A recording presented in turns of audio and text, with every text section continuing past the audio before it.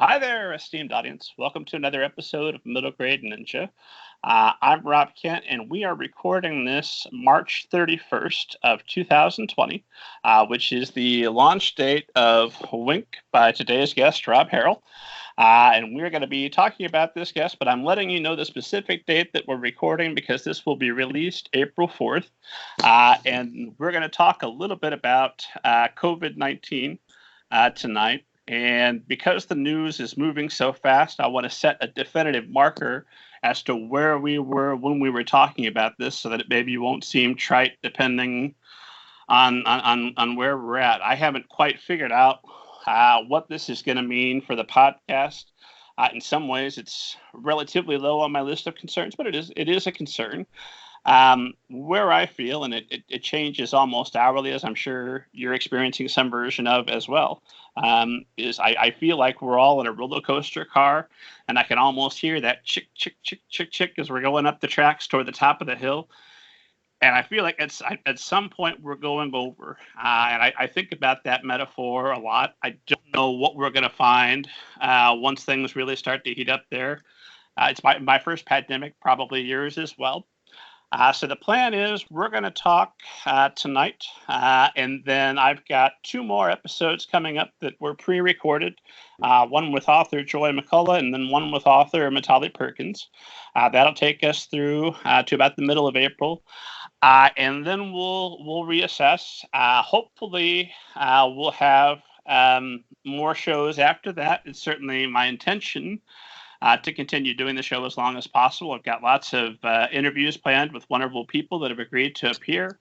Traffic numbers tell me that you're listening still, esteemed audience. In fact, some of you are binge listening, it appears, which is wonderful. And why not? This book talk that we're doing is far more fun than the news, so I absolutely support it. I hope that you enjoy the entire catalog.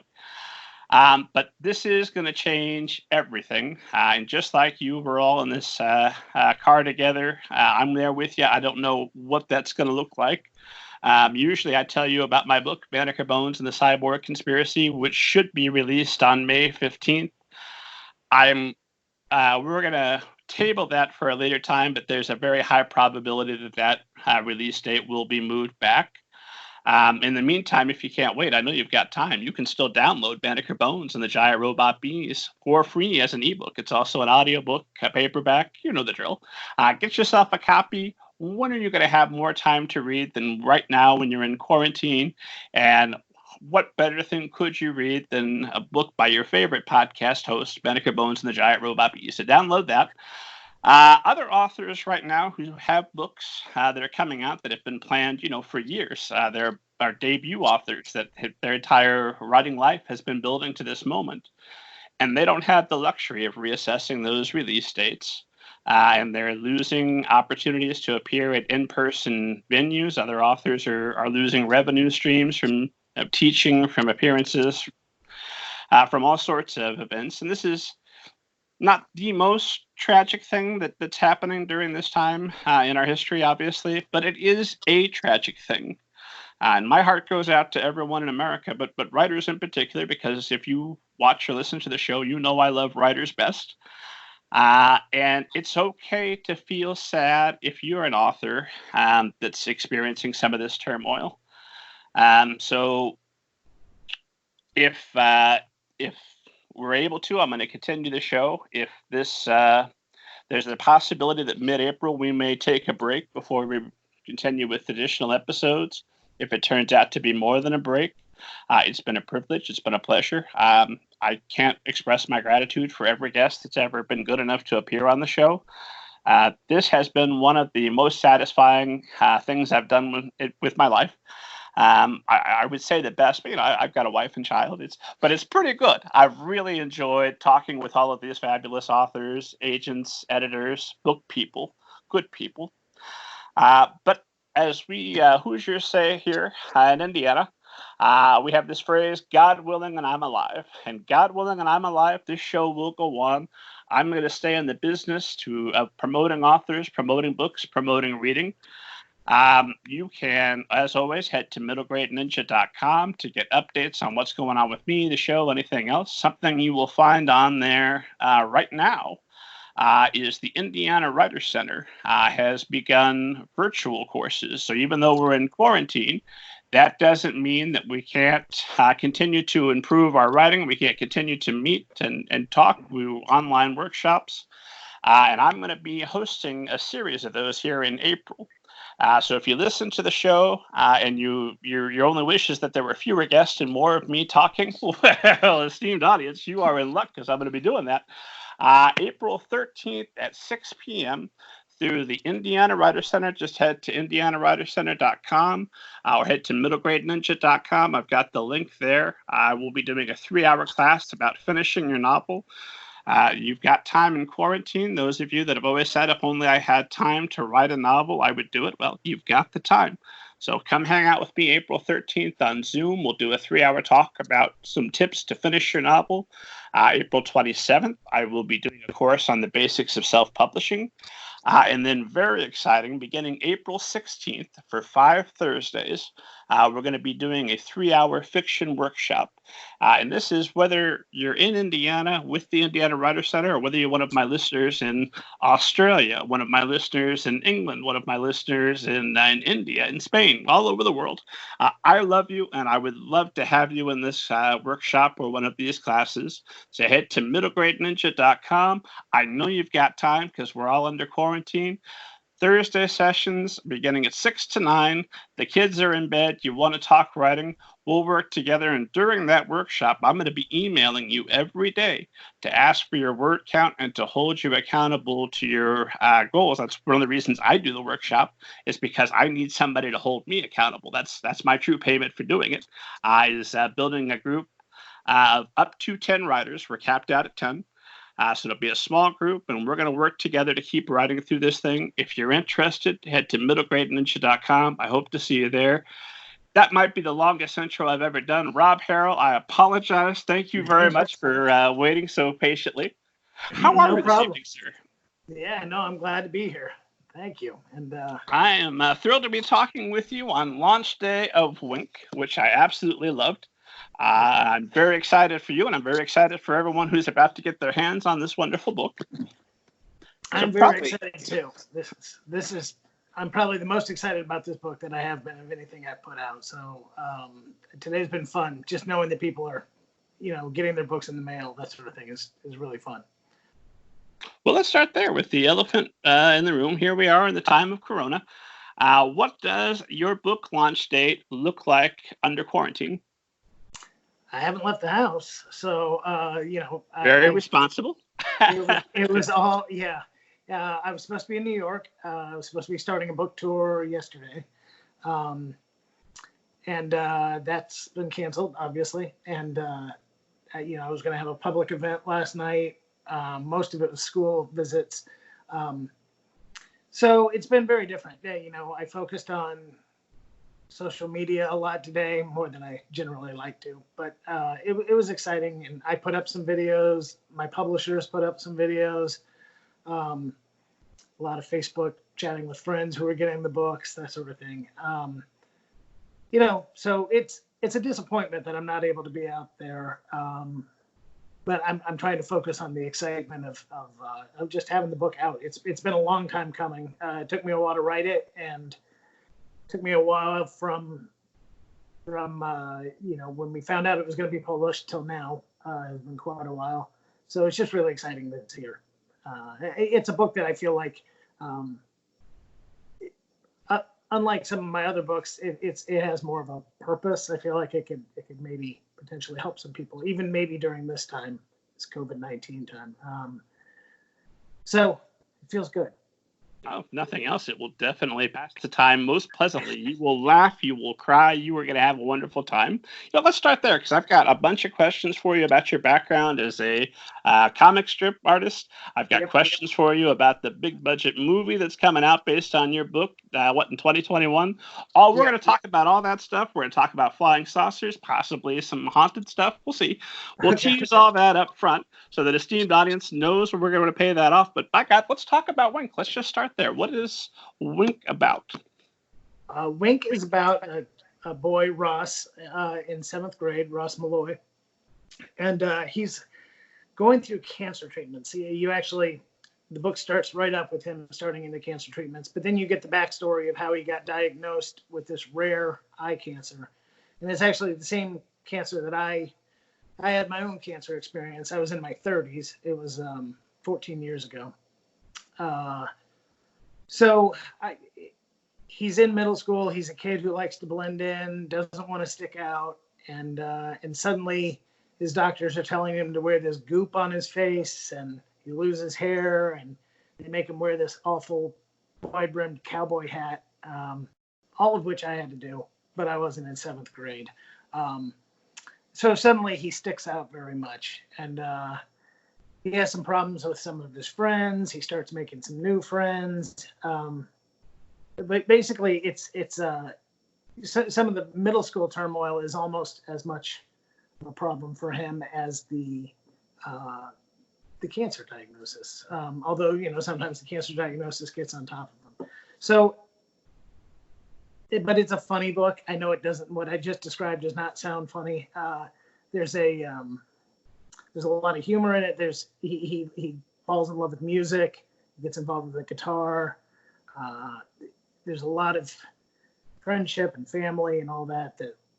Those are the ways that he learns to cope with what he's going through a really difficult time. Including he draws a character called Bat Pig, who it's a comic strip that he does in his sketchbook, and you get to see those comics throughout the book, and you can see how he's dealing with what he's going through in those comics. Like that's almost like therapy for him to work it out. That won my heart over.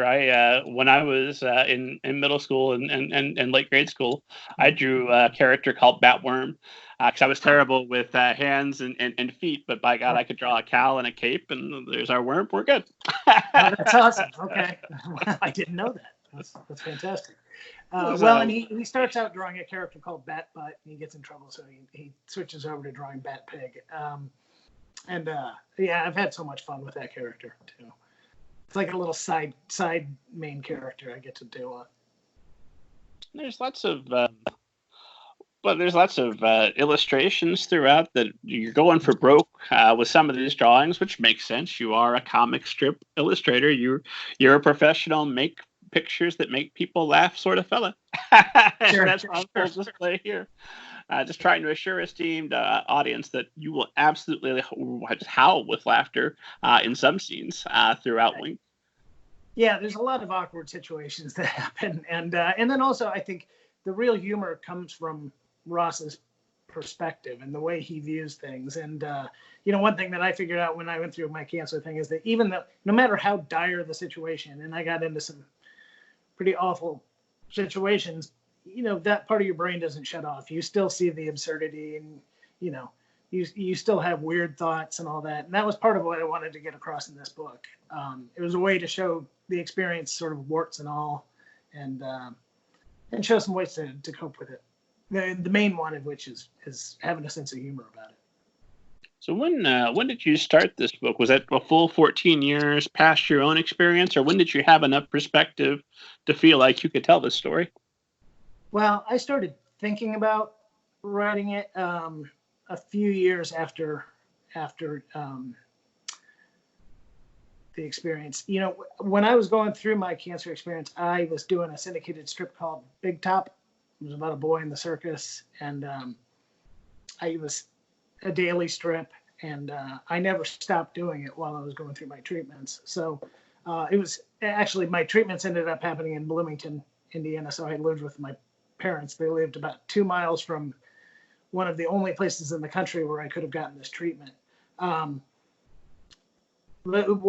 continued to do my comic strip the whole time. And I think that forcing myself to be funny and to think about the lighter side of things every day had an effect on me. It got me through it. And so I started thinking about, was there a way to tell the story using my characters from Big Top?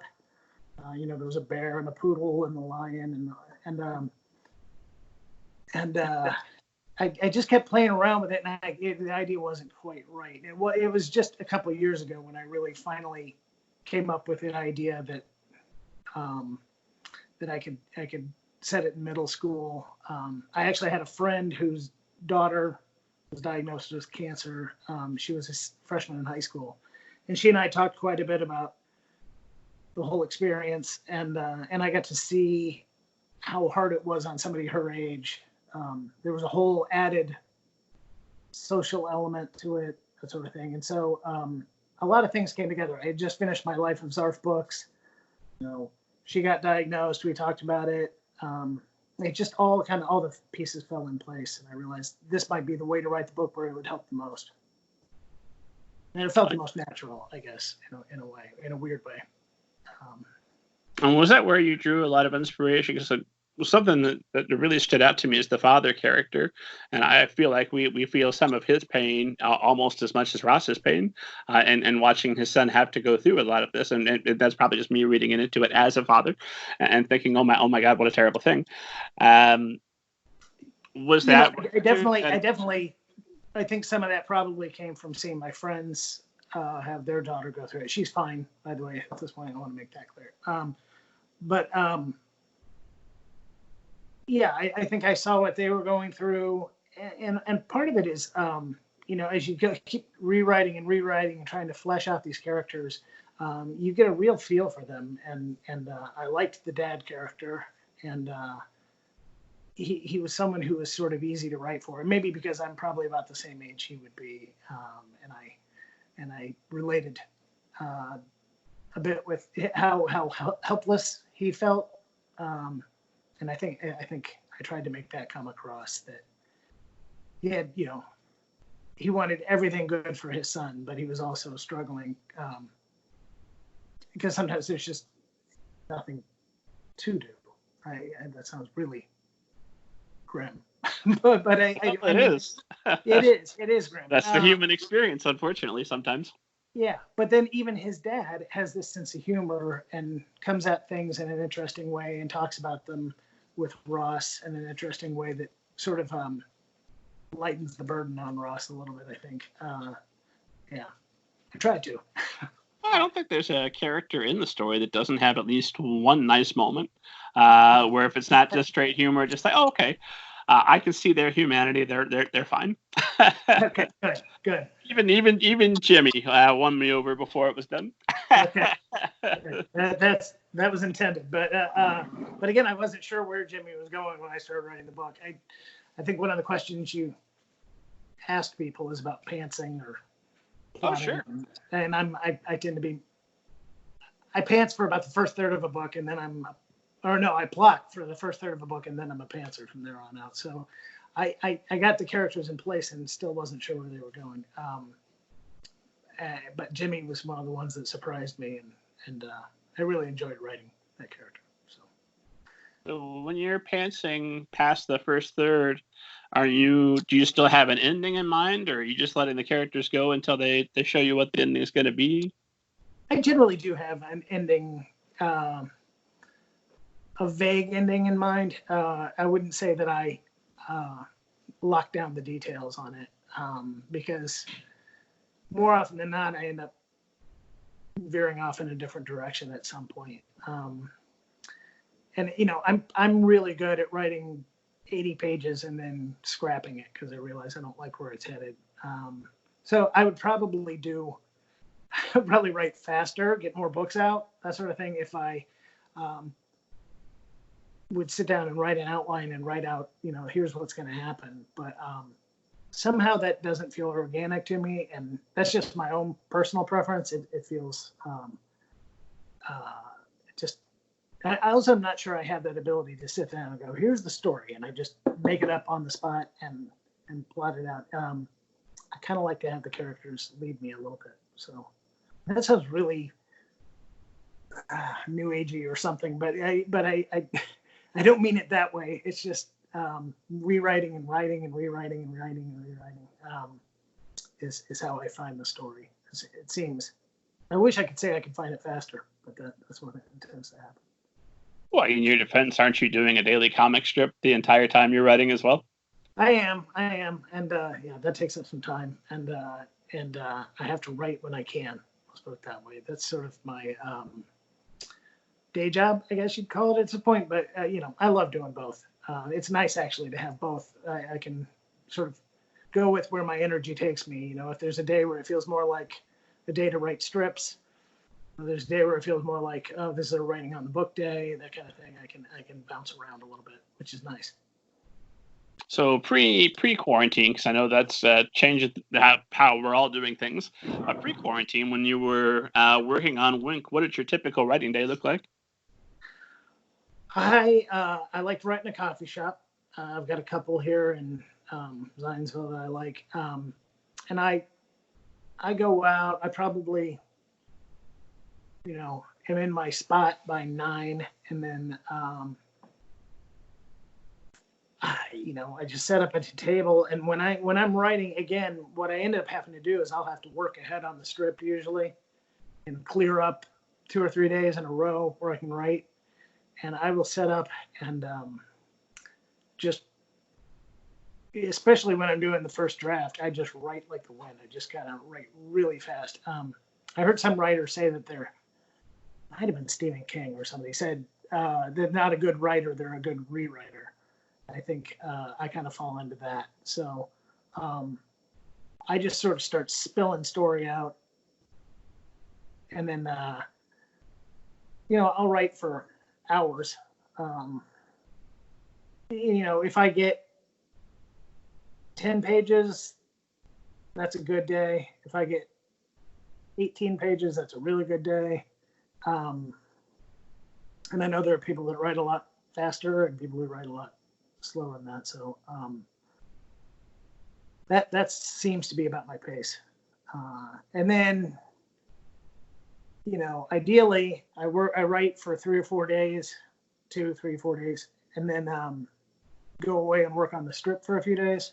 And then I come back and I have kind of fresh eyes on it, and I'll go back and I'm kind of always looking to reduce what I've written, if that makes sense. I think I'm always looking to take out the fat, or take out words that don't need to be there, scenes that don't need to be, I try not to repeat myself and that sort of thing. So, and I find that when I'm doing my first draft, I do a lot of that. I do a lot of unnecessary writing. And then when I go back, I realize, this isn't necessary here. And so there are actually some really fun scenes I've written that I've pulled just because I don't think they drive the story or drive the characters forward.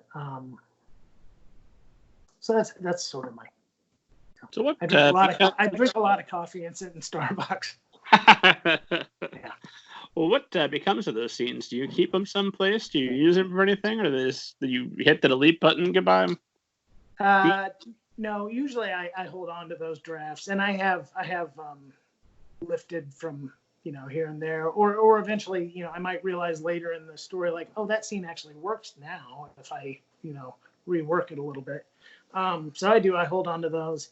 I have since Wink, I've started several books, and I have all of those starts, and it's interesting how each new book that I've started has kind of taken elements from the other books that I've started. So hopefully eventually I'll land on an actual book and not just a start. I've got a bunch of 100-page starts to books, and I would like to soon here find the next one. So you've got several 100-page starts to choose from then? Yeah, but then I start bouncing them off my agent, and we start talking about them, and he's fantastic. He's works almost like an editor at this point with me, and that's fantastic to be able to have just somebody to bounce it off of and get his honest opinion on things. And if I feel really strongly about something and he doesn't like it, I will usually I keep going on this a little bit. But really often, and I've gotten really lucky with my editors and my agent, sometimes I feel like they say the things that has been in the back of my head, the thing that's been gnawing at me and bothering me. They have a way of saying, this feels a little, and I'll be like, yeah, that's exactly. So I'm not somebody who likes to write in a vacuum. I would never want to write a book in a vacuum. I appreciate the collaborative process, I guess. I don't think I would want to write a book with another writer, but it's nice to be able to work with an agent and an editor and get feedback. So, and if you don't mind saying, who is your literary agent? My agent is Dan Lazar at Writer's House, and then my editor is Kate Harrison at Penguin. Well, at Dial Books for Young Readers, and they're both. I love them both. They're amazing. So, and I've worked. I did all the Life of Zarf books and Wink with both of them. So I feel very. I trust them, if that, which is a huge thing, I think, when you're working on a book, and especially a book, really personal book like this. They both respected my story, but tried to help me make it the most impactful, the most relatable, and also something that would, ultimately appeal to the most people as well. So it was really nice to have that comfort with them to work. Dan and Kate, if you're listening, which I assume you listen every week, but this week I want to formally extend the invitation to you. Please come on the show at any point. Get in touch with me. I'd love to chat with you. Dan has a 7-question interview available right now, esteemed audience, at middlegradeninja.com. You can read an interview with Dan Lazar. He's a big deal. Been a big deal for a while. So, esteemed audience loves a good "How I Got My Agent" story. How'd you land Dan Lazar of Writer's House? Am I saying that right? Is it Writer's House? I can't remember the name of every agency. Yeah, Writer's House. Oh, it is Writer's House. Okay, good. Yeah. I was introduced to Dan by some fellow cartoonists who've also gone on to write some books. If you know Stephan Pastis, Mark Tatuli, Michael Fry, they've all worked with him, and we go to this thing called Rubens every year. It's the Cartoonist Awards, National Cartoonist Awards each year. And it's an excuse to hang out and have some drinks with your friends, frankly. And over talking with them and Lincoln Purse well, first you'd had Diary of a Wimpy Kid, Jeff Kinney, and then Lincoln tried it with Big Nate. And then we all sort of got interested, and Stephan tried it. And anyway, so I got introduced. There was sort of this push of cartoonists who've been doing comic strips for years, and we know how to write funny, we know how to draw, we know how to make something funny, and it felt like we had all the tools, and it was an exciting thing to try to come up with a hybrid novel. And it's unfortunate that I think almost anybody who writes a book in that genre right now, the first line of the review is, well, we've got another, Diary of a Wimpy Kid here. But in my mind, it's become more of a true genre. It's and they're so popular, and kids love them. So it's fun to write them because kids are going to respond to them. And yeah, here we have another type of book that kids really enjoy reading and that is super successful. Yeah, I know. Like, what could be wrong with that? So. And your objection is? and I just over and over and over, I get, the feedback that kids love them, and the parents love them, that the kids love them. And so that was so much fun to write. But anyway, so I contacted Dan, and I had 3 or 4 ideas that I'd been brewing up before I talked with him. And then we talked through them, and I started working on a couple of them, and eventually we whittled it down. And then eventually I sent him a draft with illustrations and all that. And it was, it wasn't the whole book, but it was enough that, he wanted to work with me. And nerd question for anybody that might want to do something similar. The illustrations, you're not doing those on the page the way they're eventually going to appear. You're sending those separate from the text, right? Well, actually, what I would do is I would just do them in Photoshop and drop them into the Word document. Oh, cool. Yeah. So I would just kind of separate, and then even I hadn't done all the illustrations because there are a lot of illustrations in those Zarf books. I hadn't done all of them, but what I had done is indicated, sort of in parentheses, here's where, this gag, I would describe what the joke was going to be or what the illustration would be. But I put in quite a few illustrations to get the feel for the book and feel for the characters. And he responded to it, and then it was pretty amazing that then publishers responded to it. I still feel lucky every day that I get to do this. So I was thrilled. Now, I had also done my graphic novel before that with Top Shelf Productions, and that I didn't have an agent when I did that book. Are we talking about the Monster on the Hill, or which one are we talking? Yeah, Monster on the Hill, the one that's being made into the movie. And so I had done a 7-page story for an anthology that somebody was putting together, and then the anthology fell through, and I was showing it to somebody. I was actually at like a cartoonist meetup kind of thing in Austin. I was living in Austin, Texas at the time, and I showed it to a guy, and he knew somebody, and next thing I knew, I was talking to the producer or the publisher of Top Shelf, and he liked it, and so that sort of took off that way as well. So I feel really lucky that these things have been well received. So, and again, I've always felt pretty confident in being able to write something that was at least amusing, if not funny. And so it was so much fun to spread my wings. After doing a comic strip where every day it's 4 panels and it's done. You can have a story that kind of lasts throughout a week, but it was really nice to stretch out and write dialogue and all that. And so I feel like I'm rambling at this point, but anyway, it was nice. It's all good rambling. You're telling the story. I want to hear it. Yeah. Well, it was fun to write the dialogue and just expand. And I think what slowly has happened over the years is that I started out as an illustrator. And so then I started doing the comic strip, so slowly I became an artist who thought he could kind of write. And I think I've now kind of switched over to where I feel like I may enjoy the writing as much as the illustration. But it's you could ask me tomorrow and I might feel differently. But that's been an interesting way to slide. It's almost like I came in the back door of all of this because I started out as a cartoonist. And that was sort of my entry into publishing. But and that gave me sort of a leg to stand on also when I was writing to agents and things like that. You tossed that out there like that's not a great feat to have started off already as a working, getting paid for a living cartoonist. I mean, that's pretty huge right away. So when I know you were a poli-sci major, you said before we started recording for about two months or something.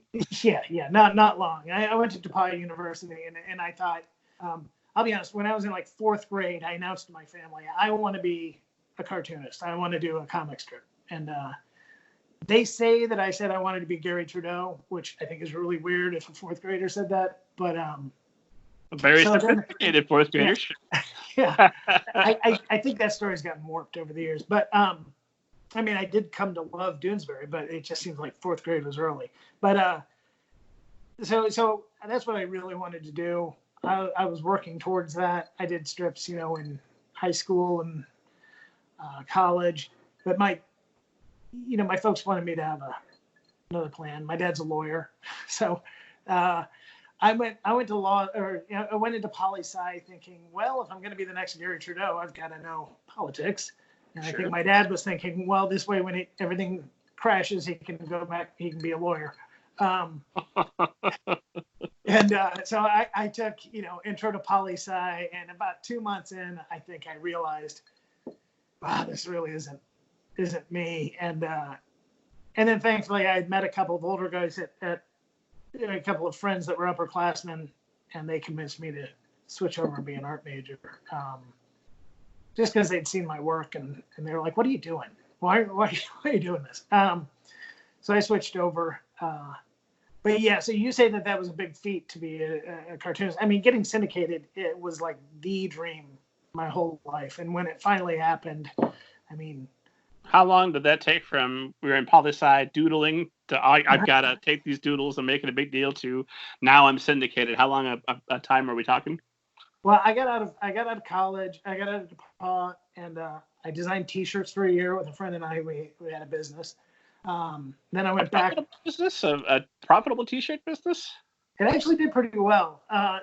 You're a hustler, Rob Harrell. That's fantastic. Yeah. Well, we would design T-shirts for specific sporting events, and I'm not a sports guy, so it was weird that we were doing it in the first place. But we would design things for like the Iowa-Michigan game, and then we'd go up there and sell them in the parking lot, and try not to get arrested for doing that. And then we put together a catalog and sent it out to fraternities and sororities. And then what ultimately happened is I got sick of drawing like Bugs Bunny doing keg stands and things like that for T-shirts. But we sold a lot of T-shirts. But anyway, then after that, what kind of days are we talking back at a parking lot? You and your friend with a trunk full of T-shirts. How much money are you pulling off on a day like that? Boy, it's been a while, so I can't really remember. But I do remember one time we had a trunk full of T-shirts that were specifically about Michigan beating, I can't remember who. And we got up there and it was freezing cold. So nobody was wanting to buy the T-shirts on the way in. And then we went to a bar to watch the game play out and watched Michigan get pounded. And knew we had this huge investment of T-shirts in the trunk of the car that we're not going to pay out. And so afterwards, we were out there trying to sell them for like $3 a T-shirt. And we were like, "Tell people you bought the shirt before this game." So that's a pretty good sales pitch. Yeah.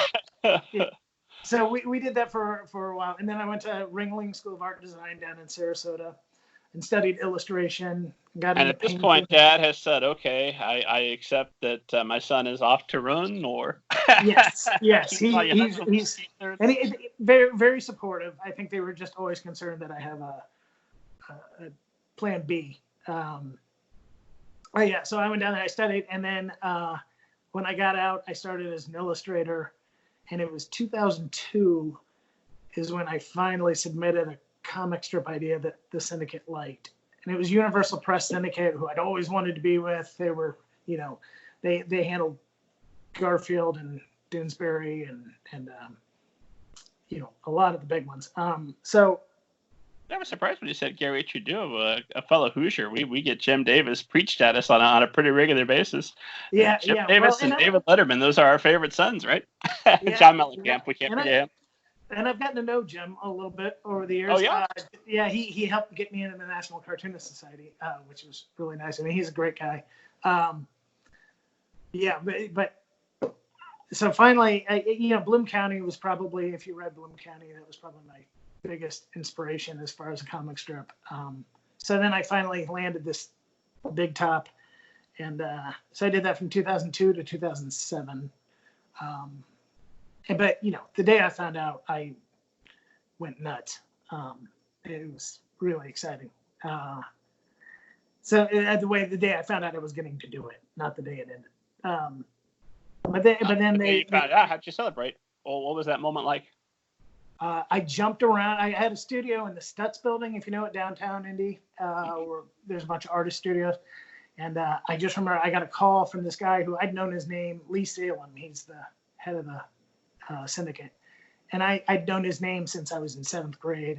And he was this untouchable, like, oh my God, whenever I ever got to talk to him. And he called me on the phone to ask me to do the strip. And I think I jumped around for about 10 minutes, wore myself out. And then my wife and I went out to dinner to this restaurant that we loved, and they served us the worst meal, one of the worst meals I've ever had. I don't know what happened. It was just like they were having an off night, and they should have taken that as an omen or something. But thankfully I didn't. So I loved doing Big Top. It was a lot of fun. We put out a couple of Big Top books, and it was fun. So anyway, then I pretty soon thereafter, they asked me to take over the strip Adam at Home. So I started doing that. And around that time is when I started on the graphic novel, then came the Zarf books, and now we're here. Well, at the height of it all, the Middle Grade Ninja podcast. My God. I know. I've arrived. I'll be gold into this. This is awesome. That's there's so many questions to unpack on as to how you got there, and I suspect some of the answer is a bit of luck, a whole lot of hard work, and some variation thereof. Yeah, all of that. A lot of hard work. You know, I think I never had any idea of how hard a graphic novel is to do. And then I set out to do sort of a long one with lots and lots and lots of detail, and you know, thought I'd crank that out in about 6 months, and it was more like a 2.5-year process. And I want to do another graphic novel, but I don't want to do another graphic novel, so I haven't figured that out yet. But yeah, it's been a lot of work, but it's, you know, I had friends, most of my friends from college, you know, went out and got what I would call normal jobs, and you know, they started climbing the ranks and buying houses and having 401ks and things like that. And meanwhile, I was still, you know, struggling, waiting tables, and it's a different path. And when I talk to kids who want to be a cartoonist or be an artist, that's one of the things I always say. I'm like, well, just be prepared that, you know, while other people may jump on the highway, you're going to be like hacking a trail through the woods. And, you know, it's going to be a lot of work, but you also might find some amazing things in those woods, you know, like you have some moments, like right now. This is a moment that I've been waiting for years to get this book into people's hands. And it's just, I wouldn't give it up. I wouldn't give it up for the maybe easier or straighter path. Well, if you wanted an ordinary life, you'd have done ordinary things, right? Right. I guess so.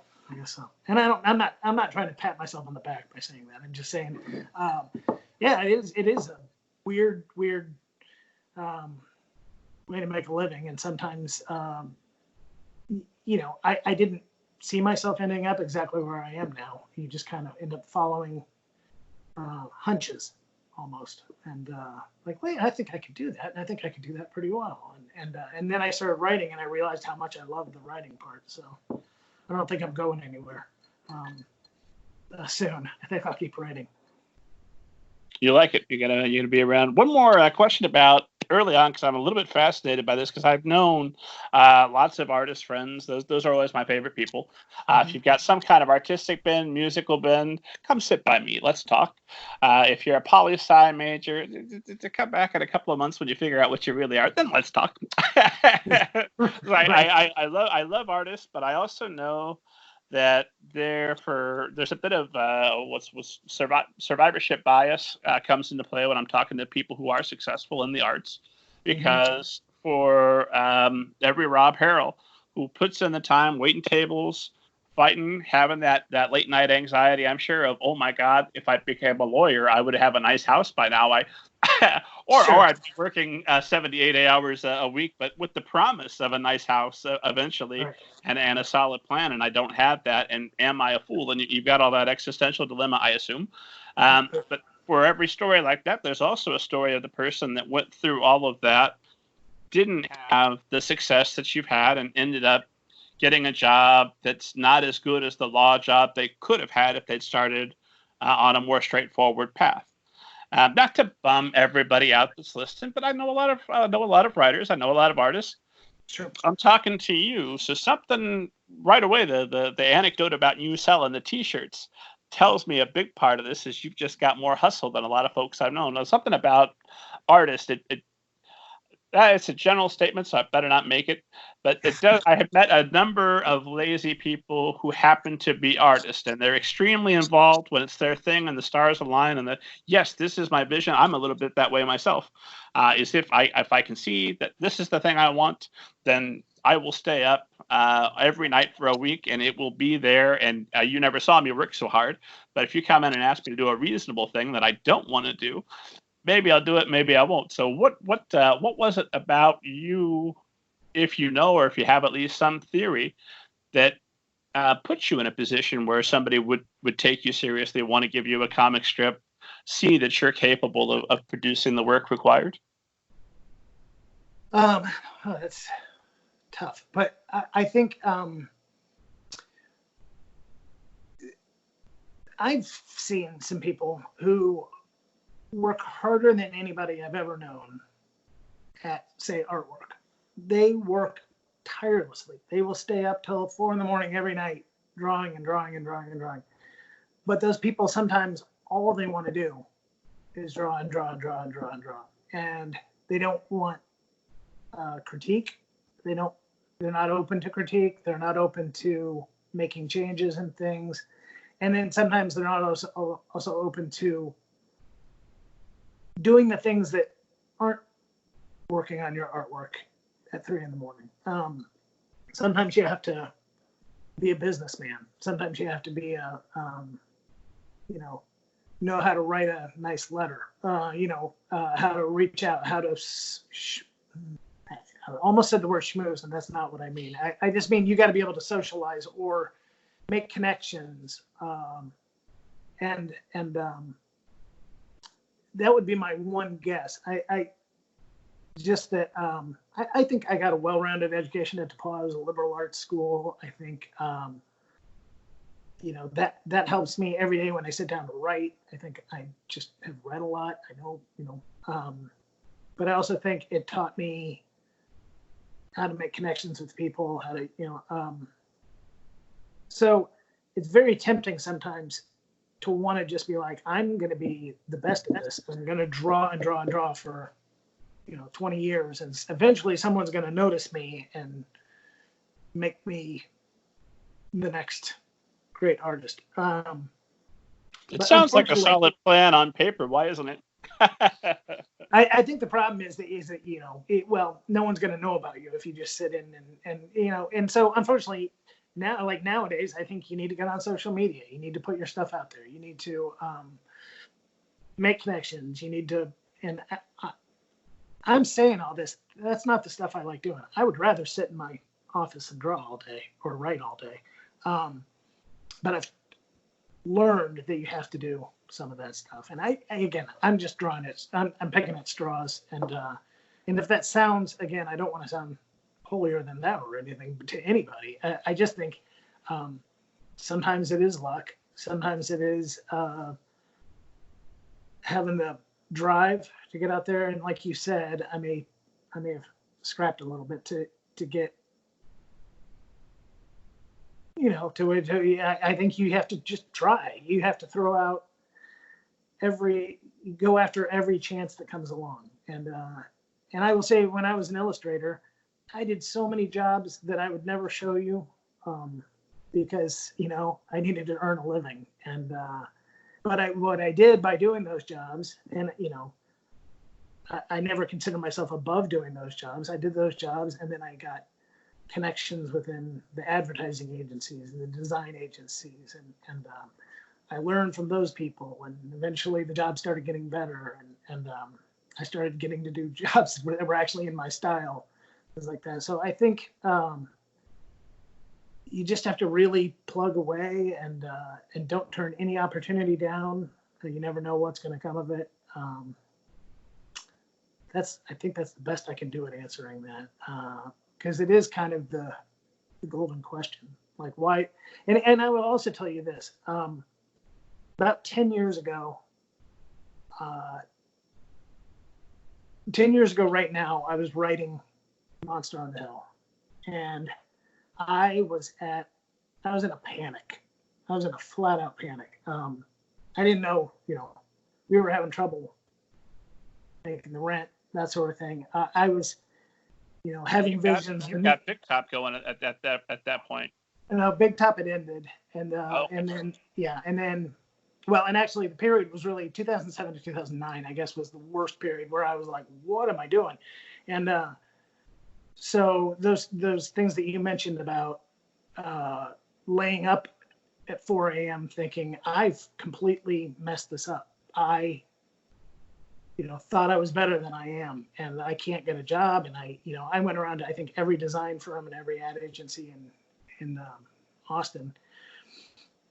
And it was a really hard time. And so I took a video job. I started filming video of the like Texas Public Government Commissions and the Texas School Board and all this stuff. And I would sit in the back room and film them. And it was actually while I was doing that, I got bored and they were filming these meetings and I started sketching characters and I ended up coming up with the monsters that became Monster on the Hill and sort of led me out of all of that.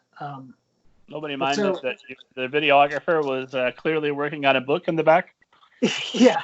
Well, I was hidden. They couldn't see me. I had remote cameras, and so all I had to do was kind of punch buttons and move the cameras around and figure out who was talking.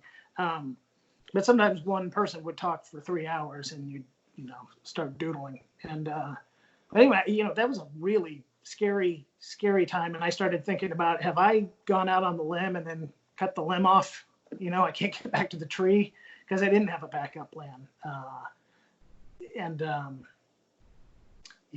It was rough. So I feel completely for anybody who's in that position. And I can only say it's amazing what 10 years has done. I refocused. I got busy on a project, not even knowing if someone would buy it. I just started working on that graphic novel. And then, one thing has led to another. And I'll probably lay awake tonight thinking, what if this is it? What if this is the last book? Doesn't that happen every book? What's that? Doesn't that happen every book? Yeah. Oh, yeah, I think so. A little bit. I hope it does because it terrifies me. And, that creeping feeling in your heart, like, what if I'm out of ideas? So it's tough. It's tough. I would imagine it'll be tough. I think about actors. Actors, every job they do is great, but then that job ends and they have to think, I got to go start auditioning again. Start pitching sequel ideas. Yeah, right. So my heart goes to anybody who's out there trying to score a book deal or write a book or. There's nothing holier than thou about any of that. That's all practical from your heart. Good information that people can put to use. And as we were talking, it occurred to me, just because natural contrarian, that there are plenty of folks that went and got a 4-year degree, maybe got a master's degree, that then found themselves in America in 2008. Got to help you. I was a stockbroker that year. I remember. Okay. And or finding themselves recently graduated now in the time of quarantine. So I don't think that there's a path you can pick that you ever get to be completely out of the lying awake, panicking just a little bit at night. I assure you, frustrated artist who's listening, if you'd gone with the 4-year dental school degree, however long it takes to become a dentist, probably longer than 4 years, whatever. If you became a dentist, I know a dentist right now, every time I see him, tells me he's panicked. He knows his business is going to close. There is no completely safe role where everything is gonna work out 100% just as planned. I don't think that or whoever got that role, they're not telling us about it. Well, and even somebody who say I had gone and become a lawyer, I feel pretty confident telling you that even if I'd been a successful lawyer, I would probably be miserable, and there would be a huge tug in the back of my heart, thinking, why didn't I follow my creative thing? Because that's where my life has led me, and I will take those 4 a.m. nights of panicking about what's going to happen next, just to know that I'm being creative and making a living being creative. It's pretty exciting. So when or has this happened yet? When did you finally have that feeling of, I've done it? It's going to be okay. I've got a nice house in Zionsville. I'm happily married. Things are going pretty well from the Rob Harrell universe. Or have you ever felt that sense of relief of, here I am, it's done? Yeah, I'm hoping it happens anytime. It's the premiere of Rumble. Yeah. That'll be it. Well, it's interesting because every once in a while you hit a triple. Or what do I've never hit a home run in my career. I've hit some solid doubles, stuff like that. And not to get too crass and talk about money, but there are sometimes when you get a deal and you get a check and you think, all right, this is it. and that feeling lasts for, a week, a month, I don't know. And then quickly you realize, oh yeah, but what's behind that? So yeah, I don't know that I've had that feeling yet, to be honest. And yeah, I'll let you know when I start to feel comfortable, because that's kind of a scary thought. I think you just have to constantly be moving and thinking about the next thing. So, not comfortable yet. I don't think I've talked with I'm trying to think of the authors I've talked to on the show. I don't think I've talked to anybody yet that told me that they were 100%. I talked to Sharon Draper, and she was talking about, her fourth or fifth, I don't remember how many times, being invited to the White House, all the awards she's won. And she's just got that little feeling of, I better write another book. I'm a little bit apprehensive. I could be in trouble here.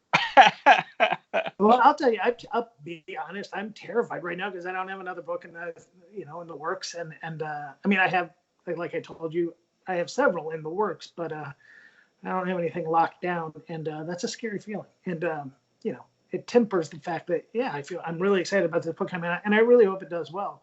But I don't know that. So I think anybody who gets too comfortable is maybe isn't thinking enough about it. Or something.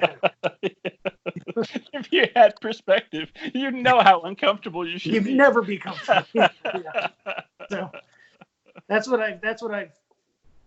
been the deal I've earned, I guess, is I get to write books but never be comfortable. So I'll take it. Well, I teased it. Let's make sure that I follow up with you talking a little bit more about Rumble, this movie coming out starring, my God, Lego Batman is going to star in the movie made of your book. That's got to be the most exciting thing that could ever happen to a person, right? Yeah, it's incredibly exciting. I will say this, and anybody who has read Monster on the Hill, I don't want them to go in and think that they're going to see my book spring to life on the screen, because it has changed dramatically. It's almost not recognizable from my book at this point. And that's just, the process has been going on for about 6, maybe 8 years at this point. And, it just slowly kept getting further and further away from the material. There's still, the heart of the story is still the same. You still have giant monsters. Each town has their own monster, but it's now turned into much more of a monster wrestling movie. It's still going to be a lot of fun. I've seen what they've done, and I haven't seen the movie, but I've seen the animatics. I've seen the character design. How involved have you been? How much input do you get to have on a project like that? Especially being a first-time author, getting it. I've had very little, I would say. I've been out there a few times, out to LA to meet with, I met with a set of producers, and then a year later they weren't on the project anymore. And then I went out and met with a director, and then he wasn't on the, and then I met with another director, and then he wasn't on it again. And so are they at least paying for these nice trips to LA every time? Yeah. I mean, yeah, and they're quick trips, and I go out, and it's been really exciting. It's fun to go out there, and they tell you what their vision is for how the movie's going to turn out. And I did, start to see the scripts, and I saw that they were changing a lot of things. And unfortunately, especially as a first-time author, you don't have a lot of say. It's not like, and my book is not, where the wild things are. They're not going to come in and say, well, we can't mess with this. Although I guess they did when they made that movie. Yeah, messed it all up. There's nothing sacred in Hollywood. Yeah. So I'm really excited about the movie still. I just don't want anybody to go in picture, the character designs have changed. The story has changed. But it's still been exciting. And so Will Arnett is the voice, and I'm a huge Arrested Development fan. So for that reason, I'm thrilled. Terry Crews is doing the voice of Tentacular. Oh, that's fun. Yeah, all of this has been, and then you got people in there like Tony Danza is playing an older grizzled monster trainer, and the movie's going to be fun. I guarantee you the movie will be fun. it's just not that close to my book at this point. But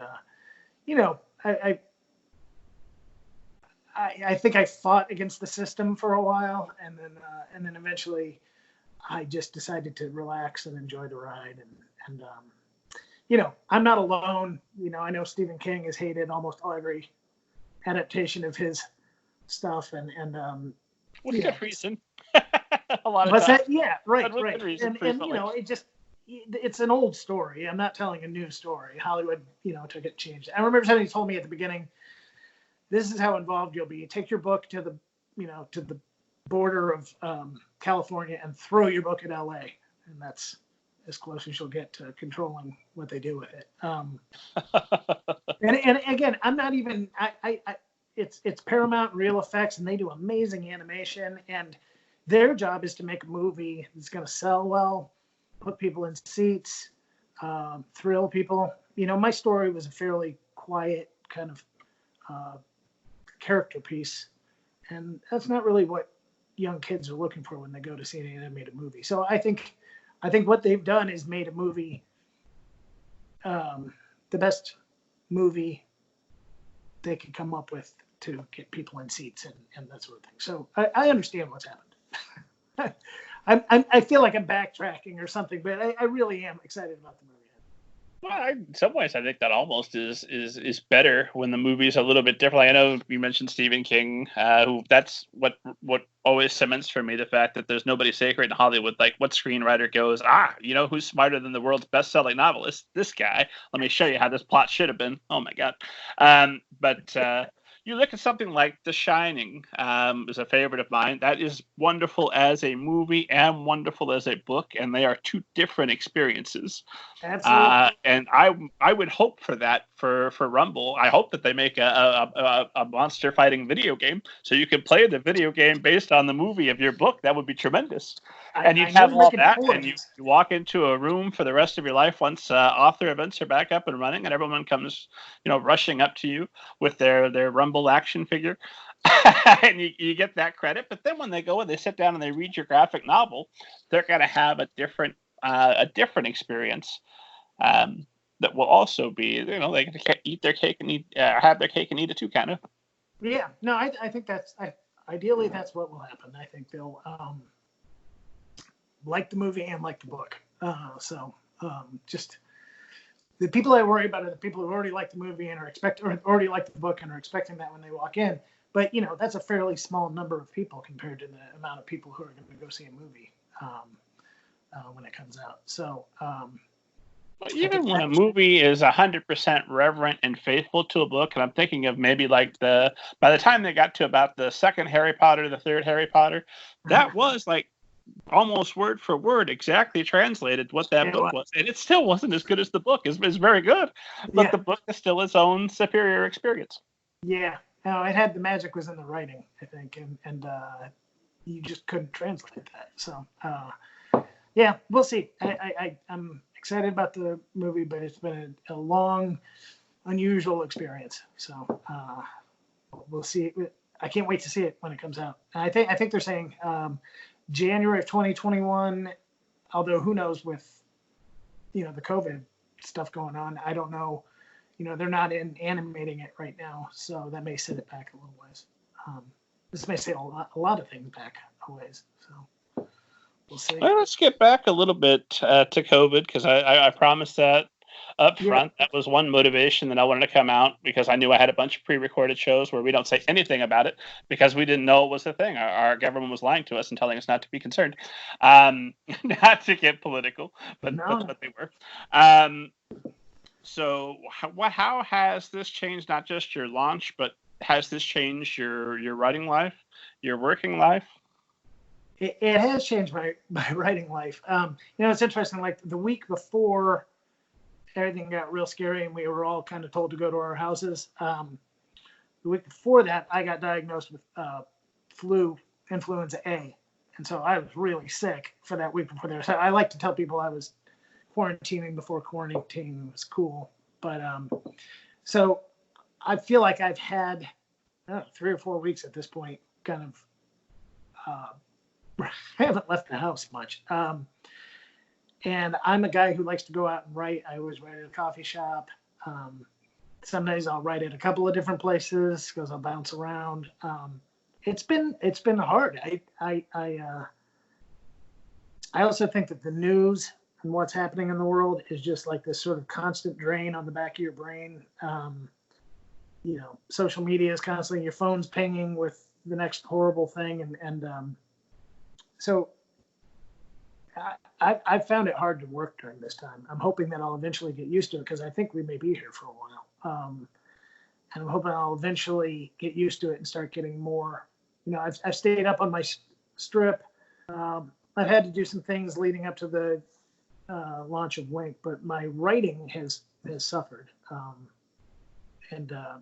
Well, coming right up to a launch of a book that you've worked so long on and means so much to you, would that not be a little bit the case right now, even without the COVID-19, that you would be that focused on a new project, Joe?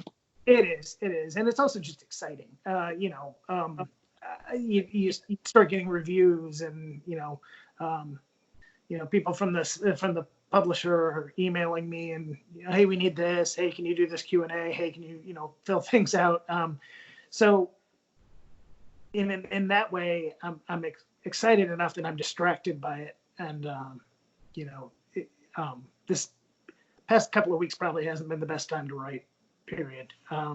But then you add on the fact that you feel like you can't leave your house. It makes it tougher.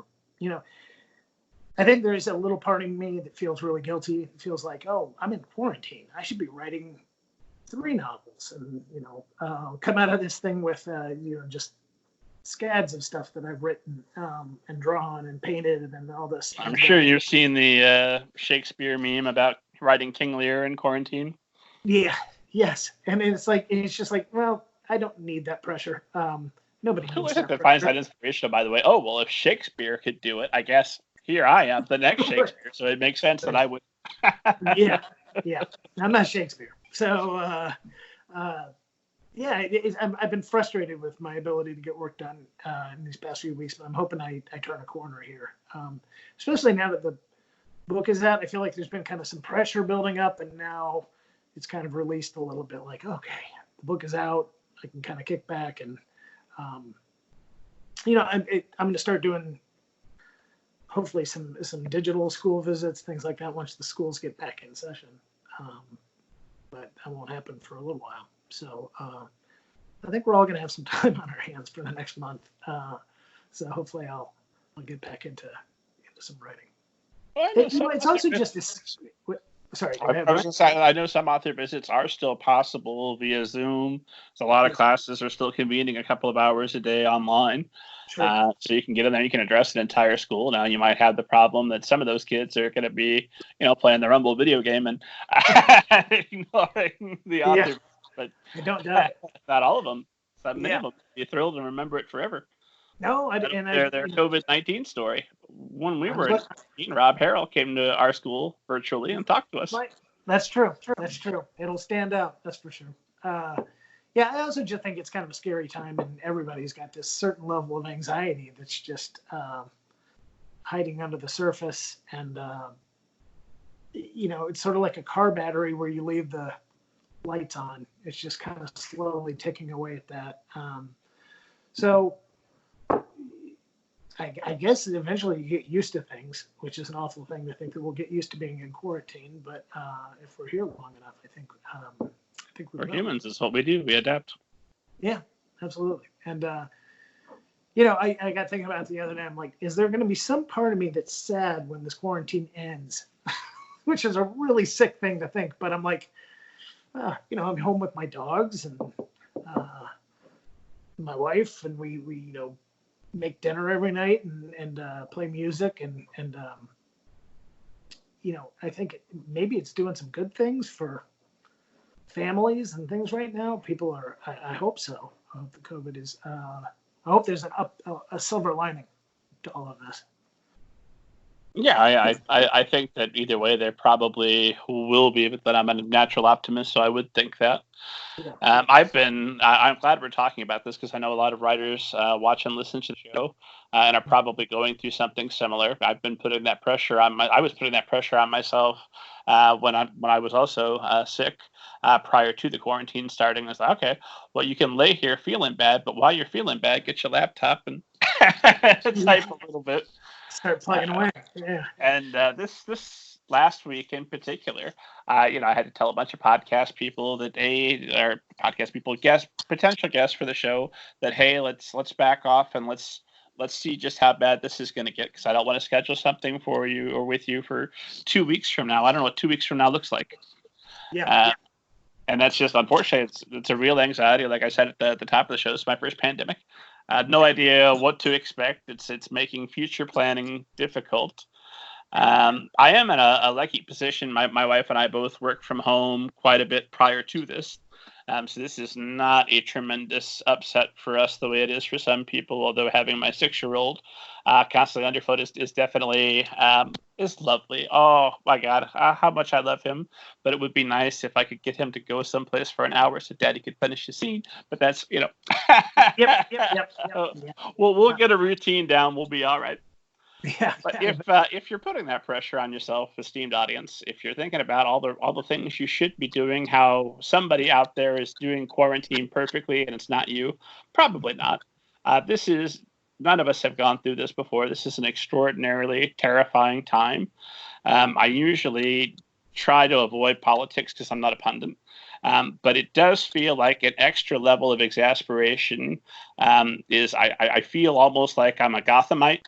And every time Donald Trump speaks, it's like updates from the Joker about how he's poisoned us and how bad it's going to get before Batman shows up.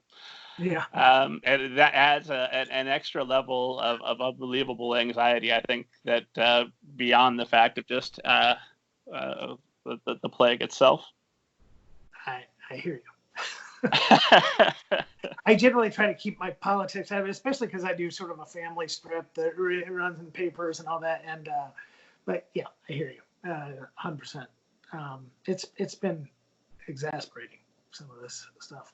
Just bad situation made worse at times. And yeah, sorry. No, you're good. So remember, esteemed audience, Rob can't talk politics. Rob Harrell, no politics. I try to stay out of it. Trust me, there are times when I want to get on and go nuts on Facebook, but I always think, nope, remember your number of papers. So, and then I don't. Maybe that makes a pile of Facebook posts that were going to go up, and then at the last moment, my good sense kicked in. Yeah. Now they're just saved in a file where I can maybe think about them for a couple of days before they go up. Yep. And those of you that follow me on Facebook say, "My God, well, we've seen what you actually put up. It must be in that file." Pretty bad stuff. One more thought on COVID, and then we'll move away, and we'll talk about probably flying saucers. But we mentioned silver linings, and one thing that I do believe, if I have one political thought in my head, it's that our society is and has been terribly disorganized for a while. We talk about the economy, and the economy is just an organization of the distribution of resources. That's all it is, and that's all it's been. And one thing that this epidemic is quickly making clear is just how poorly organized our society has been when so many of us can't go a week, 2 weeks away from their job without wondering whether they're going to be able to pay all their bills. I hope that people will remember the billionaires who openly proposed killing as many of us as was necessary to keep the Dow going. That's my hope for a silver lining, is what should have been fixed a while ago will finally hopefully be addressed after an absolute minimum harm. Okay, Rob Harrell, do you believe in flying saucers? Have you ever seen one? I have never seen a flying saucer. I want to so badly. I wish I would. I haven't. And I'm somebody who looks for them. So I know the next question is going to be, do I believe in them? And I definitely believe in life on other planets, intelligent life on other planets. So if you believe in that, how can you not believe in, you know, you might see a UFO at some point? It just doesn't statistically make sense to me that there wouldn't be intelligent life on other planets. And so have you? No, it's on my bucket list. I look up a lot. Yeah. Yeah. And then I watch compilations of YouTube videos. That's one of my favorite things that people toss out as a skeptical argument. Well, if there were out there, everyone's got a camera. Where are the videos? I'm like, have you been on the internet? It's Yeah, right. there's They're there. photos of babies and flying saucers, and that's the internet. Good So point. it seems probable that if I keep looking up, sooner or later I might spot one. But thus far, I know people who have, who I find wholly trustworthy. I get very excited when I see a new thing, you know. And I saw something and it turned out to be, I can't remember what the explanation was. Just last week there was something going around online where somebody had seen this huge light. I think it was down in Brazil or something, and I get excited. I'm waiting for the time when they prove that it isn't something they can prove. So yes, I believe. I think. Well, now would be a great time if, like, the Keanu Reeves, whatever his character's name was, the alien Keanu Reeves lands and says, "Oh yeah, I got a cure for COVID-19. Here you go." That'd be all right. Smell. Well, like at the end of War of the Worlds, wasn't it water they needed, or was that signs? One of them they needed just water. Signs was water. War of the Worlds was a virus. Oh, okay. There you go. All the aliens caught the sniffles from us, and we gotta get out of here. Yeah. Yeah. Okay. Well, we've got enough virus to go around right now, so they can attack it now. Yeah, so this could be a good thing. That's another silver lining, is if the aliens come now, we're absolutely. Let's see, getting back a little bit to your area of expertise. I did want to ask you a couple of things. I wanted to ask you, getting back to Wink just a little bit. I wanted to ask you about the art throughout the novel. I know that back in episode 38, I wanted to make sure I plugged Thomas Taylor, who also does a lot of illustrating on his books, and who has a sequel to Malamander coming out shortly, worth a Google, esteemed audience. But when I talked with him, he talked a lot about being able to go back and forth between writing the book and drawing the book to help him out with world building, and also to help him through some of those stretches that I think every writer comes to, where the story is just not coming or whatever, and that was a way to maybe switch over to another mode and be creative and get work done until the writing kicked back in. Yeah. Do you find that to be your experience? Yeah, definitely. In Wink, I don't actually draw characters as much. There's a couple of drawings of Ross and some memes that happen. It's more objects and things that he has sketched. But especially like in the Life of Zarf books, I know that designing those characters and knowing what those characters look like definitely led me to, I understood the characters more. Like when I finally found the design for how I wanted Zarf to look, there was just part about the way he looked that gave me his personality a bit. So I think they feed off of each other. But, there's also a certain amount of, I mentioned following your energy kind of thing, but there are days when your writing brain just isn't there. And it's kind of nice to be able to have, I have these 80 illustrations I need to do. So I can spend the day. It sort of takes pressure off you. It's like, I can be productive, but I don't have to be that kind of productive. I can be this kind of productive today. And there are days when I feel like writing the strip. There are days when I feel like sketching and inking the strip, or when I feel like writing, or when I feel like illustrating. It's really nice to have that kind of find your lane each day. Now, there are times when you get into a deadline and you don't have a choice. It's like, oh, no, I have to work on this today. But, I think, one of the major things that I deal with is guilt. Sometimes when I'm drawing, I feel like I'm guilty that I'm not writing. Or when I'm writing, I feel like I'm guilty that I'm not drawing. But when I'm working on a book like Wink, and I know those illustrations have to be done as well as the writing, It's really nice. It's a really nice break sometimes to just relax, put on some music, and work on the illustrations for a day. And that sort of can reset your brain a little bit, I think. And then you take that pressure off of yourself, because sometimes when I get into fighting with the plot, I can't figure out how to make something work, or I can't figure out exactly where I want to go next. It's that thing where if you're trying to think of the name of some actor, and then you happen to, 2 hours later, you're doing something completely different and not thinking about it, and that name pops into your head. So I think that happens with writing as well. So it's nice to have productivity that's not the same kind of brain exercise, if that makes sense. Sounds like this kind of went through the same jealous. as well. You've got your subconscious working. I have to go mow the grass or do dishes because I'm not artistically talented that way. I wish. It seems like that opens up all sorts of avenues for storytelling. Would you ever? I get ideas in the shower, and I wish I could take longer, hotter showers, but I feel bad about the environment, so I don't do that. So I try to get my ideas quickly during a hot shower, and then that usually that's usually where they come to me, it seems like. Oh, we'll need to get a virtual reality shower going so that writers of the world can be in there 2 hours and the environment will be fine. Yeah. That's not a bad idea. Yeah. So what? Because I'm curious as I went through, the drawings add so much to the story. I love the Bat Pig diversions that really show us the inner workings of Ross's mind.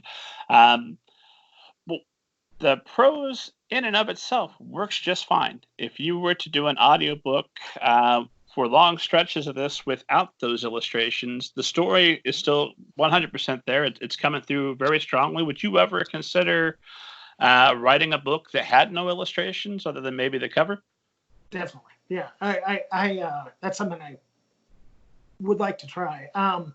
And honestly, with Wink, we had, before we landed on where we are right now, there were versions where I had lots more illustrations and lots more sort of cutaway jokes, almost gags, more like what I did in Life of Zarf or what you would see in Diary of a Wimpy Kid, something like that. I had a lot more of those jokes, like jokey jokes, I would say. And then at one point we took them all out, and then it was just the prose. And then, I started working on the Bat Pig idea. We brought those in. And at one point I had drawings in there of all the different characters. One thing about that was nice is, well, again, like I said, I think you get a sense of the character from the art that kind of helps build out the world. But I finally decided that I wanted to leave the people to be deciphered in people's minds. There were so many versions, and so much taking out illustrations and putting illustrations back in, and taking them out and putting them back in, and then rationalizing why we have this kind of illustration, and eventually I came down to these were sketches that he does in his sketchbook, and he's just, he doesn't do drawings of people as much. So you see more, he draws like the mask that they use to lock him down when he's getting his radiation treatments. You see sort of little drawings of his world. And so there was a lot of rationalizing in my head and it just felt too jokey. I never wanted anybody to think I was being flip or glib, or I can't even think what the word is for, I didn't want anybody to think I was taking cancer lightly. Especially having gone through it myself, I get a little bit of a pass, but at the same time, the worst thing that could ever happen is somebody to read this and be offended by the humor that's in it. So finding the right tone with the illustrations was as much a part of the book as finding the tone with the writing, I think. And ultimately, a lot of the humor comes from the way Ross thinks about things. So I feel like we landed in the right place. But yeah, it was a long way to answer that. No, it's great. I would love to write a book with, I'd like to write an adult novel at some point, or I don't, that sounds bad when you say adult novel. I just mean, a novel for adults. Rob Harrell, you're a grown man. You write whatever kind of book you want. Yeah. Well, I'm kind of a closet horror fan. I would love to write something scary. I've come up with a few scary ideas for books, middle grade books, and apparently they've been too creepy or something. So we haven't gone down that path. But yeah. I would love that, especially if I had some of your art throughout to enhance the horror. Oh, that'd be. Ooh. Yeah. I had one idea. Really where I can offer you a contract, but for what it's worth, publishers listening, I'm excited about it. Yeah. I am too, and hopefully I'll find the right idea at some point that'll be the perfect blend of, scary but not too scary. Or as my friend's kid said when he was little, he used to say he'd want a story that was spooky, but he didn't say the S. He'd say pooky. It was like, I want pooky, but not too pooky. And so I always think of that by my head, like, make it spooky, but not too spooky. So, anyway. A couple more questions to unpack a couple of things you said, and then maybe we'll start to think about calling it a night while we're still having a good time. Sure. Now, hopefully, we're not past that point. But I just want to unpack just a little bit this idea of trying to strike that balance between not being flippant, not undercutting the seriousness of Ross's situation of the family members, and I never felt like you crossed that. And so I wanted to know how did you decide on how to still be funny? Because like I promised esteemed audience right at the start of the show, this is a very funny book. You're gonna laugh. You're gonna laugh hard, much harder than you would think you would laugh, given the content. So what was that line, and how did you make those decisions? Was it just a gut feeling, or did you have like a checklist of things that you had to go through with jokes to make sure that they were in the right lane? I don't know how to word it correctly. Yeah, no, I know what you mean. I probably had an internal checklist. I think what I finally landed on was I wanted the humor to come from Ross's voice. And having gone through a lot of the same things that Ross goes through in this book, I guess I felt like I had a pretty good sense of where the humor could be. And I will also say this is another example of where having a great agent and editor who work with you on the book, if they ever felt icky about something, for lack of a better word, they would say, but we really didn't have too much of that. It was a question of finding, probably the toughest part of that was the cartoons, because originally I had more, like I said, cartoons in there, and they just felt too jokey, so we pulled those. But as far as the writing, I think so long as I kept it in his voice, in his head, and that's part of why it's nice to write in first person like that. The sense of humor comes from the way he puts things and the way he, there's lots of comparisons in here. He's like, oh, this is as bad as, and that'll be funny. Or, things like, oh, I felt like, I got slobbered on, and it was I'm trying to think of an example, but I think just keeping it in his voice was the most important thing. And if it felt authentic to his voice, then it was okay. Now, I have some things that happen, like there's an incident with some hair and in the lunchroom, and I wanted that to be. I think there's humor in there, but it's also kind of heartbreaking, and that's some of my favorite stuff in books, when you can find that line to ride where you're almost not sure how to feel about it as you're reading it, or you laugh and you feel bad for laughing, but yet, then he laughs about it and you realize he's still got a sense of humor about it. It was just sort of a dance that you do throughout the whole book. Again, that sounds kind of weird to say writing was a dance, but I think we were constantly writing that line and trying to find the right balance. And there were some scenes that had to go because they didn't feel right. And somebody asked me, I told somebody, ultimately, I'm not even sure how funny or sad the book is, because I just kind of on some level, told the story in Ross's voice. And, I would love to set it aside and 5 years later come back and read it and figure out. Because some people have told me that different parts choked them up. That I guess I didn't even think of that. I was just sort of telling the story. So to me, that's a big compliment, because at least it feels like I wasn't manipulating people. I wasn't sitting here going, "Oh, I'm gonna pull a tear out of a person right now." I defend the I call them the Nicholas Sparks of the world. Yeah. That is what we're paying for. Here's my money, Mr. Sparks. Make me cry. That's true. That's right, true.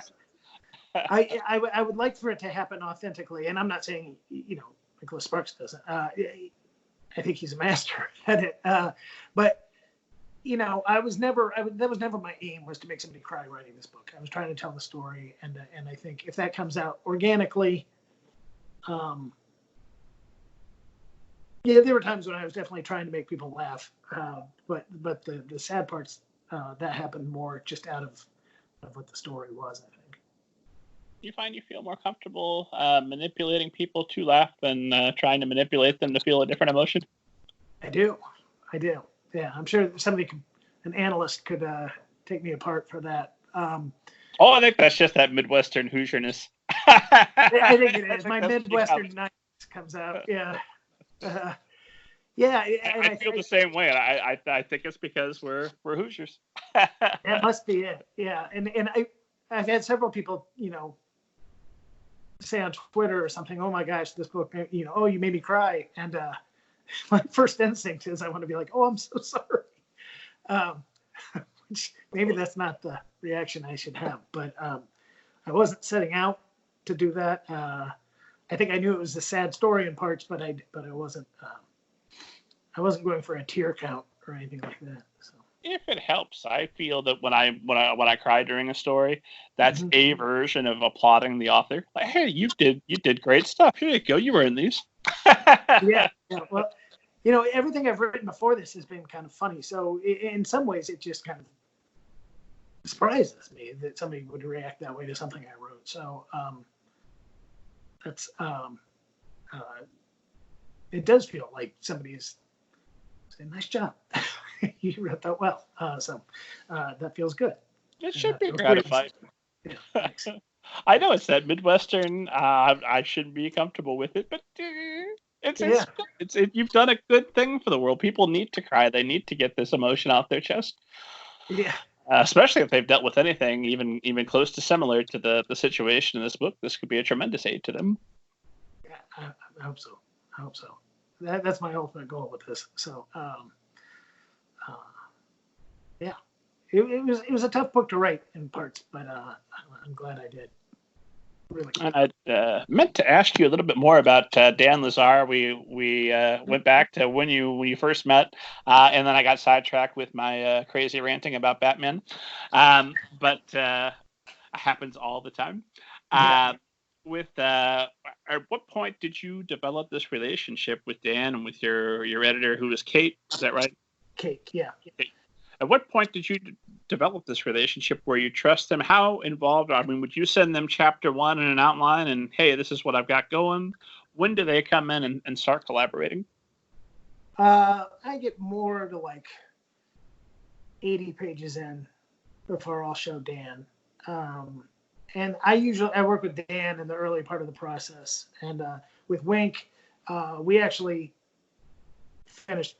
I mean, I wrote the whole book with, working with Dan in chunks. I would send it in chunks, and then we'd kind of talk again. And then so we didn't show it to the publisher or anything until it was written. Now then I started working with Kate and the publisher, and we started working on improving it even more, I guess would be the word, or taking out the rough parts. There were parts that they weren't sure about, that sort of thing. We worked through all that.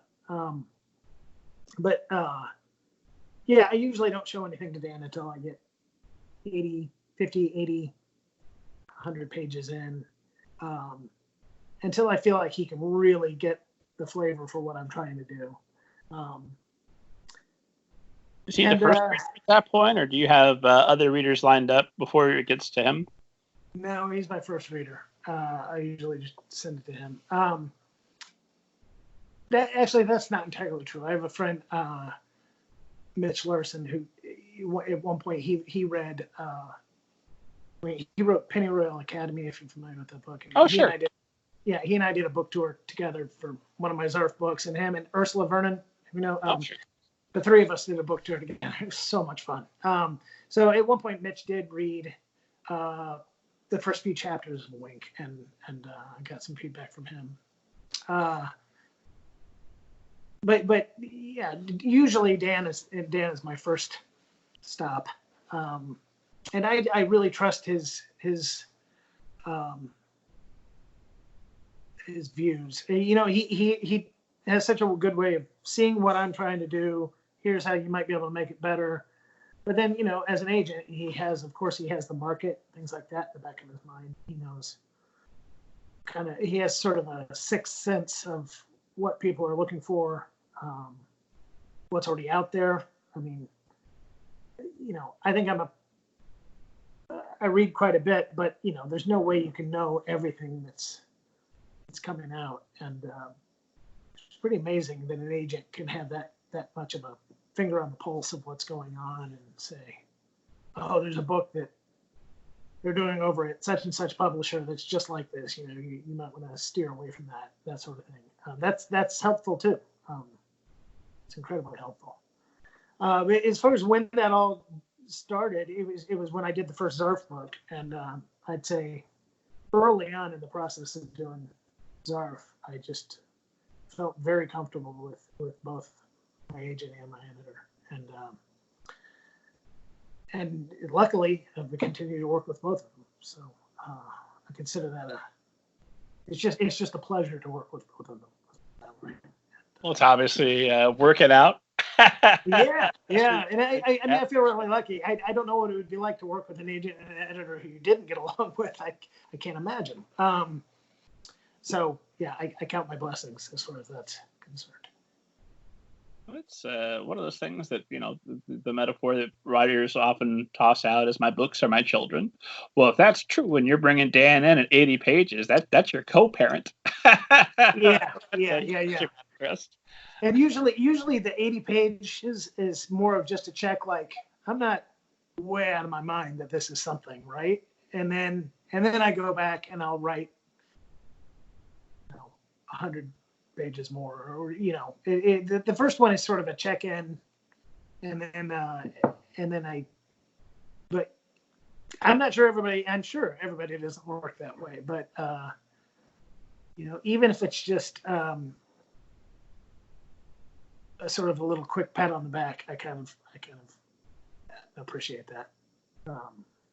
So works for me at this point. Well, writers desperately need those pat on the backs. That's everything.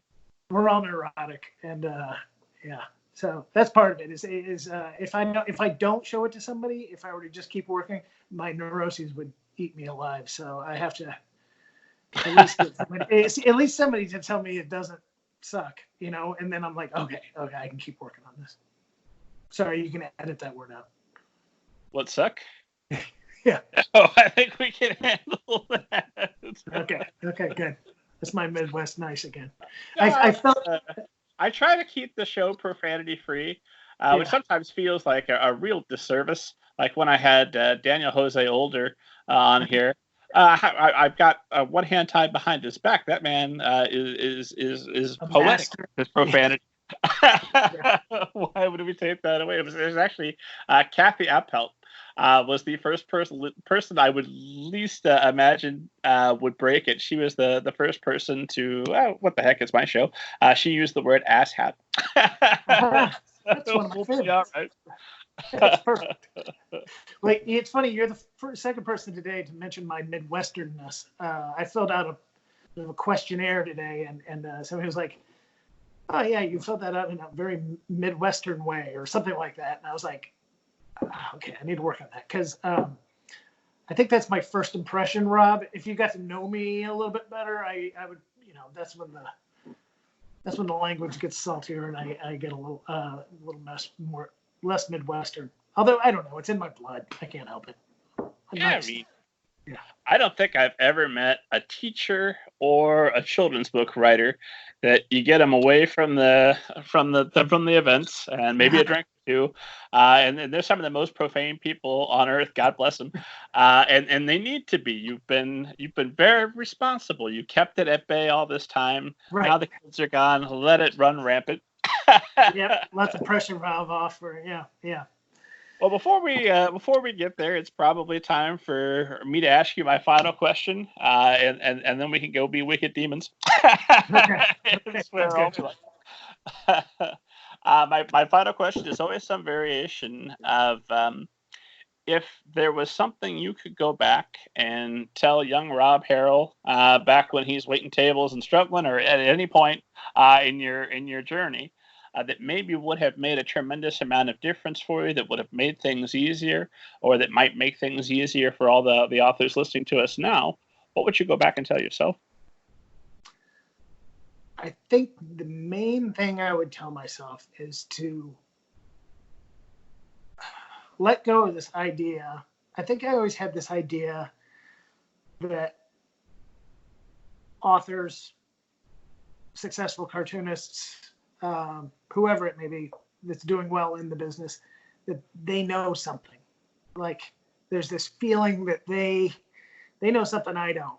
There's a not that it's like a secret club. I just mean that eventually, if I listen to enough of them or something, that I'm gonna figure it out. I'm gonna figure out what that one key element is that I need to focus on. I wanted to write a book for forever. And now that I'm writing books, I realized the reason I didn't write books sooner was because I didn't write books sooner, if that makes sense. It's like one time I went to a book signing and a book talk. Clive Barker was doing a talk at Barnes and Noble, and I went in. Afterwards, I asked him, what's your one piece of advice for somebody who wants to write a book but hasn't written a book? And his advice was something along the lines of start writing on page 1, write until you get to about 500 pages, and then end it. And which sounds really snarky, but it stuck with me. And it's just doing it. And the thing that I think is interesting about writing a book is there's nothing graceful about it. There's nothing. I don't think there's anything romantic about it. I think I always pictured like sitting under a tree by a stream writing a book. It's just hard work. You just start writing. You write a bunch of stuff, and then you wait a little while, and you go back and you see if any of it's good. Take out the stuff that's not good. You keep the stuff that is good, and you keep working. And it's just like slugging away. In a way, it's like digging a ditch. It is hard work, and you just got to do it. And I wish I could go back and tell myself. And granted, maybe I just wasn't ready to write a book yet when I was younger. I know I had a lot of stuff going on. Yeah, wasting your time getting a nationally syndicated comic strip. yeah. Well, yeah. But that was the same thing. The idea is like, it's real easy. The easiest thing is to sit around and complain and think, why aren't I writing a book? The hard part is to sit down and crack open your laptop or your notebook and start writing. And then, then I think I tried writing things, and I would write 25 pages and I would lose interest in it. And I think what I needed to do was I think at 25 pages, I realized this is really hard. This isn't flowing out of me in the way, you might see in a movie. And that's when I should have just said, no, I'm not going to get up for the next 3 hours. I mean, sure, you got to stand up so you don't get problems with your legs. Sure. Sorry, it came out wrong.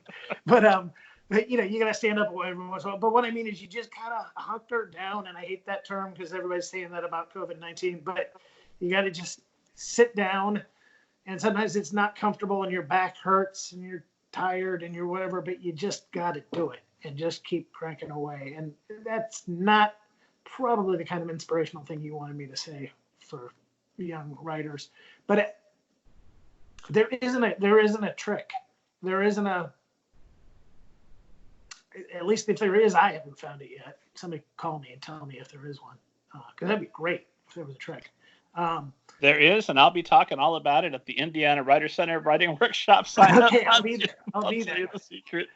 But you know, I just think I could show you some of the stuff I wrote early on Wink, and you wouldn't like it, and it was just a question of going back into it and going back into it and going back into it, and it gets better each time. And so anyway, I mean, I'm trying to think of something a little more upbeat that I could share. But I wish I could tell younger me not to worry so much. I'm a worrier by nature, and that may be part of what drives me. You said something about me being out selling T-shirts. I'm just inferring. I mean, just based on the fact that you are where you are, you've done what you've done. You can't. But I wouldn't have gotten here without. I wouldn't have gotten here without the worrying, I think. So maybe that's an intrinsic part of me, because the worrying is what sometimes propels you. So maybe older me would come back to me now and tell me to worry less. That would be nice. So it's fun. I like it, but it is a lot of work. And so I think that's what I would tell my younger self. And I would probably say, just get busy. Start now. Don't wait. I'm 51 and I have this book out, and I see much younger people coming out. And again, maybe they were ready and I wasn't ready, but there is part of me that thinks, well, I wish I knew that it's just roll up your sleeves and start typing. And you'll get there. And then I would also tell younger me or a younger writer to enjoy it, enjoy the ride, because those years when you struggle and you're waiting tables and you're coming back and working on things at 3 a.m, that's kind of a magical time. So don't be in any rush to get past that. Stressful and you're tired and all that, but it's also kind of the fun part. Well, if you could be assured, this is a little thought exercise I like to do, is if you could be assured that, say, I don't know, age 45, on that date, the stars are going to align. You will have made it as an author. You will be the most famous. You'll be Tomi Adeyemi famous. It'll be amazing for you. But at 45, okay. But do those first 44 years not count? That's still a significant portion of your life. For God's sake, enjoy that part too. Yeah. And I mean, that's the other thing is I think I tried writing some things. I said I'd get to 25 pages and I'd write what you like. That's probably the other most important thing. I think I spent years trying to figure out how to write something that other people would like. And if you write what you like, you're going to enjoy what you're doing. And if you enjoy what you're doing, our chances are somebody else is going to enjoy what you're doing. I hope I've got that right. I'm not sure. That's an extremely inspirational note to end on. We got there. We got there. Okay. Whew. I didn't want you people to think. I didn't want anybody to watch this and be like, "Man, that guy was a downer." No, I think honestly, telling people that the inspiration stuff is good, but also the practical sit down and get to work. It's not. I've actually you can't see it above my desk. I've got a quote from Grapes of Wrath. It just says, "Just shut up and get to work. You ain't big enough or mean enough to worry God much." I have that right above my desk, and I look at it on a regular basis. I like it. I've just got to get it done. But I'm a fellow Midwesterner, so who knows? Right. Yeah, we're meant to like work in the fields or something. So I think we've got that work ethic. Blind leading the blind. I don't know. Yeah. Well, Rob, when quarantine is behind us, let's get a cup of coffee. We're about 25, 30 minutes away from each other, I think. Let's make that happen. In the meantime, where can esteemed audience find you online, get their copies of books, get the copy of Wink, follow you on Twitter, all that stuff? You can find me on Twitter at Harrell Rob. It's Harrell Rob. On Instagram, I'm Rob Top. It's ROBBTOPP. Back from the Big Top days when I was doing the comic strip. That's where that name comes from. You can find me on Facebook. You can find me at robharrell.com, and that will take you to places where you can buy the book or all of the books. I think that's about it. I don't have a TikTok yet, so nobody wants to see me dance. We've got time. I may try all sorts of different social media apps before this quarantine is over. Right. A friend of mine just sent me his whole family doing some dance thing on TikTok, and I was like, oh no, I'm not taking that jump. But yeah, so right now that's where I am, and I hope to be posting some videos on during this quarantine. I think I'm going to be doing. I already posted a how to draw Bat Pig video, a video sort of introducing the book. I'm trying to do more. They're pushing me to do more. Social media is not my natural state of living, but I'm working on it. And it's great because it's so great that there's a way to connect with people. Because imagine if this quarantine had happened and you had a book coming out in the early 80s or something. There'd be no way to get the word out almost. So, thank goodness for social media at this point. And we're able to do this. Yeah, no, this is absolutely wonderful. It's like a writer's conference every week for me that I can do here in the comfort of my home. It's fantastic. Yeah. And we've got a great program here. So now I got to go back and binge them all. I've got the time. You do as well, esteemed audience. I've listened to a few, but you've got a lot. Yeah, I'll be there. And that's one of the things I said at the beginning of the show. We'll see what happens because again, I feel like we're all on a roller coaster coming to the top of the hill. This is our first pandemic. Who knows what comes next? But I do find that just me having sat around this week, when I see one of my favorite podcast updates with a new episode, it's just pure joy that comes to me that nothing else can write. Oh my! I'm going to have that now. My time with the dishes is going to be easier. Yep. Exactly. And I listen to this Never Not Funny. I don't know if you've ever watched it. Oh, sure. And it makes my day when they pop up. I'm like, oh, and they're all doing it like this now. They're all calling in and doing it on video, but it's so good just to hear people joking around and having a good time. So, we'll get through this. We will. Yeah. We will definitely arrive at a very real outcome. Well said. Audience, thanks again for being with us. As always, keep up to date at middlegradeninja.com. Download your free copy of Banneker Bones and the Giant Robot Bees. You've got the time to read it. Check out the Zoom courses with the Indiana Writers Center. I hope to see you there. Rob, I always ask our guests to sign us off because I've heard that professional type podcasts have sign-off phrases and want to at least attempt some professionality around here. So the sign-off phrase is hiya and what have you. Will you sign us off? Hiya, what have you.